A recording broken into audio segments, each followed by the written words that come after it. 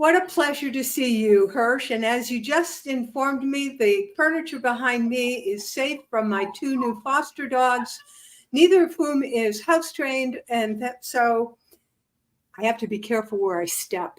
Well, that is a perfect segue, Nancy, into our topic today, which is style shifting. Ah, Because as we know, when you have a new foster pet, it takes them a while to adapt to your style. You have to adapt to their style. And sometimes we find ourselves shifting styles because we think that's what the buyer wants. yes. And yeah, go ahead. I'm glad you mentioned that a bit because this is now my 34th and 35th foster dog in the 2 years that I have been fostering here in Florida. And I have indeed observed that it takes a certain amount of time for humans and animals to warm up to each other. However, of course, what you and I are looking for, and why I personally try to help identify style and the ideal client profile or the buyer persona, is so that the time period in making that adjustment goes more quickly. In fact, there could be that instant rapport where you meet somebody. I mean, pretty much when you and I met, there was a pretty quick connection because our styles are similar. We did not have to do a lot of adjusting. So when there's a lot of adjusting, that's when styles can be problematic. Would you agree? Well, yeah, and it brings up an interesting point, which is um, having had you kind of do my eval on my buyer style, the ideal client profile, and looking at it, it seems very much like a mirror image of my own sensibilities. So my question would be, is that something that's more common, or do we sometimes do opposites attract? Do we sometimes do well with clients who are very different? Good question and good observation. And this is what I have sensed over time. Yes, we do better with people who are like us. Hence, if you recall statistically, 70% of the population go between two or more styles. So if you and I, or you and your prospect, connect on at least one of those two styles, there's a very good chance that you're going to feel like, wow, you get me, we're alike. It's that 30% of the population where we're not connecting, period, right? Neither of us is sharing a style with one another. And that's what becomes problematic and what makes it perhaps a choice, a good choice for you to refer to a colleague who has a different style and hence will enjoy that other, your prospect style. Yeah.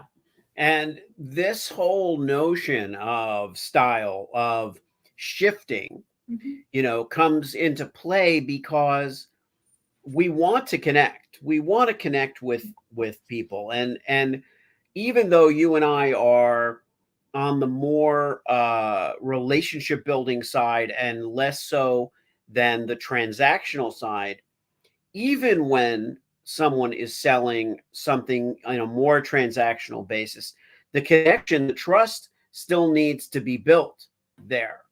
And Mhm. this idea of style shifting, there's two ways to look at it. One is that we're changing ourselves to suit a buyer. Another way to look at it is that we're comfortable enough in our own skin that we can accommodate someone else's personality, sensibilities, and traits. Is that right? Yes. And so just a slight modification in what I heard, because I think it's very important for our viewers and listeners to comprehend you're not changing your style. What you can change, though, is the words you use, even maybe the method of communicating that is more in alignment with that prospect. You're not changing. And I think that's where people get a little squirrely and they feel uncomfortable about pigeonholing someone and calling them a style because they think that means that, somehow I'm going to have to be a different person. No, rapport comes when you are speaking the language of the other person. And I always like to give this example, Hirsch, and it has to do with speaking a foreign language. My mom was amazing at this. She didn't know a lot of words in various languages, but she would know things like hello, goodbye, thank you, please, a few words like that. And because of that, she always connected with people. Now, she didn't change. She was a, gregarious, outgoing individual. If you ask my brothers, they would tell you how outrageous she was as a personality. But what she did is she always made it a point to speak in someone's language, just a few words. And it's just a few words that will help your prospects say to themselves, okay, phew, I can relax. You get me. We can now start to build a relationship together. So changing style, you're not changing yourself. You're simply identifying the other person's preferred language, speaking a few words, and that will build rapport, which then allows you to go on to build more rapport and develop a relationship. And that's a great way to look at it, as learning another language or becoming fluent in your buyer's language. When you're building that relationship and you're doing what we call sales and messaging. We talk about how the messaging aspect comes first. Messaging has to be in place, and that involves creating your own vocabulary, creating a language around your brand. Now, what happens when that comes up against the buyer and you realize, some of the language that I'm using, I could adapt it for my buyer. But you have to know your language first. Right. Then you can adapt your language to suit the buyer's language. That's why we often suggest that that people get in early on the whole double brain package of messaging and sales, so that they can actually create their language with their ideal customer in mind. Right. And as you noted, we recently acquired a new client. We were working together, and you noticed, Hirsch, that what I gave her and what I've given you are a lot of words, quite a lot of words that are going to resonate with your ideal buyer. So again, your style's not changing. Your message is not changing, right? Who you are, your essence, your offer, all of those things are going to stay the same. But how we communicate it can change and should change to match the person you're trying to attract.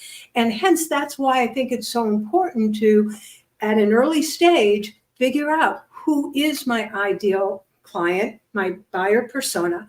What are those words that will attract them? And then to use your brains, Hirsch, to craft a message that expresses the depth of who you are and what makes you unique. And at the same time, with the language, the spices that will say, good, I resonate. Now, one of the things that, so we have the idea of building your messaging in your language in concert with the language that your ideal buyer is going to have. But obviously, we may have prospective clients that are different in some way. They deviate in some way. Everybody has all these different personality types at play. Some have more of a 2, some have more of a 4, a little bit of a 6.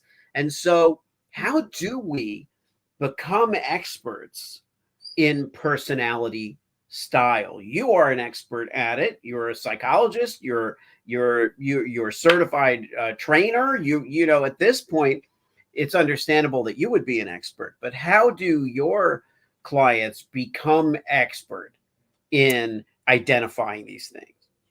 I am smiling ear to ear because yesterday when I was speaking with one of my clients, and he was sharing all sorts of successes that he had within the last week, which, bravo.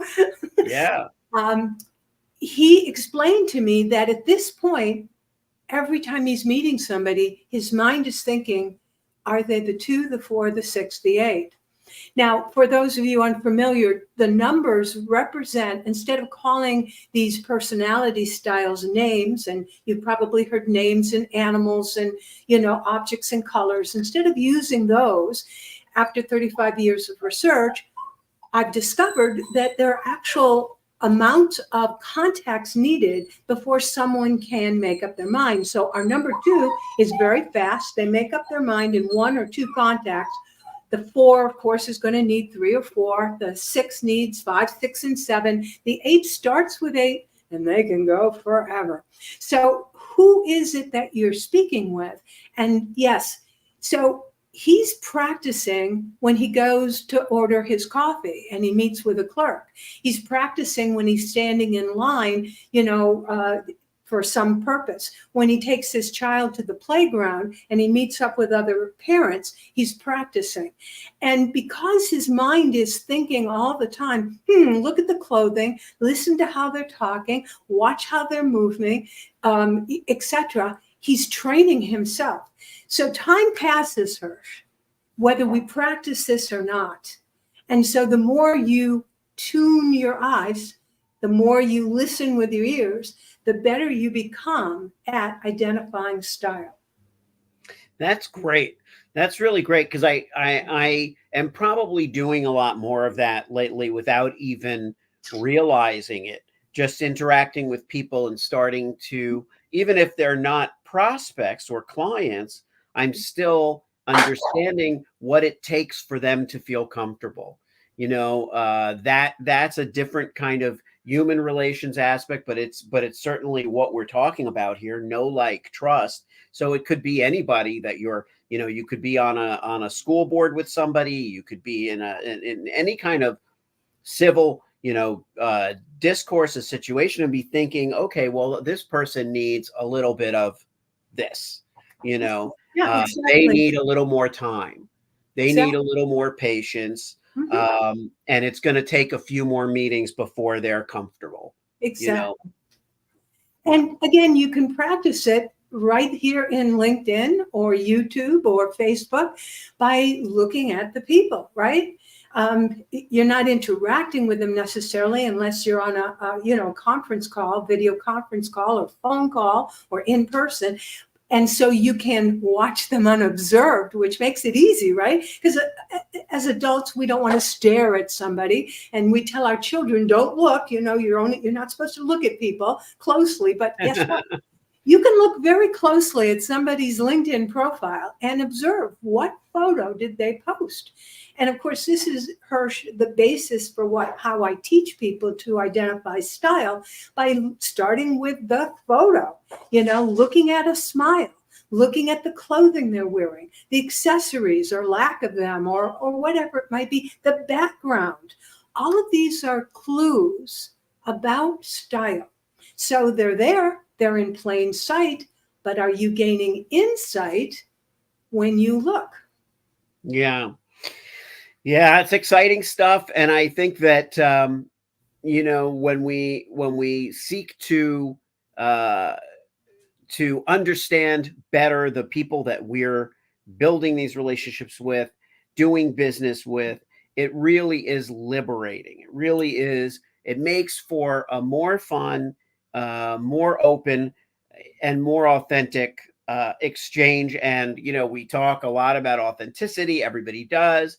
I think we're cycling around now to where, okay, we get it. We hear the word authenticity was deeply ingrained in everybody's conversation, but now maybe we all have a better understanding of what it means, and it's not just telling the truth and not just selling the truth, as I say in my book. It's understanding one another and listening, as you just mentioned. Listening. I mentioned listening to someone on a call yesterday, and her eyes just lit up, because I think it was, just something that she knows is not super common. So yeah, that's a good pointer to throw out there any day of the week, which is just listen a little more. Yeah. Listen a little more and take a little more time. Don't rush to post a response. Don't rush to, I'm speaking specifically on LinkedIn. Don't rush to post a response. Don't rush to schedule that next meeting.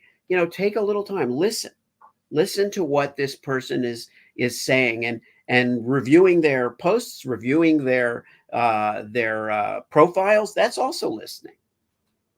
I agree. So if you are a people watcher and you love people, hey, that's what this is all about.